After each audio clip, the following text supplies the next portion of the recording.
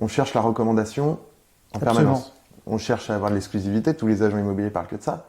Mais l'exclusivité la plus facile, c'est celle de la recommandation.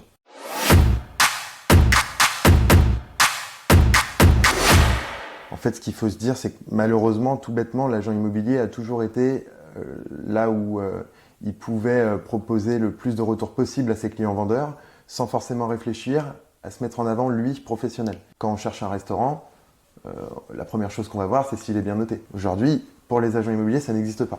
Alors tu as des notes. On est convaincu que ces notes, c'est toujours bien, mais au final, on ne sait pas qui a réellement noté. Oui, il y a de la valeur. Bien sûr. Moi, quand je prenais un architecte, un agent immobilier ou un notaire sur un spot que je ne connaissais pas, j'appelais toujours des relations.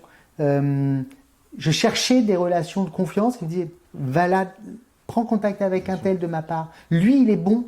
Lui, il est sérieux. Et ça, une note ou des commentaires, si on ne connaît pas la personne qui fait, c'est pas une recommandation de confiance. C'est un élément de recommandation, mais c'est pas une recommandation de confiance. Nous sommes très forts sur cette notion de recommandation de confiance. On est convaincu que ce sera la puissance énorme par rapport à tout ce que l'on connaît aujourd'hui.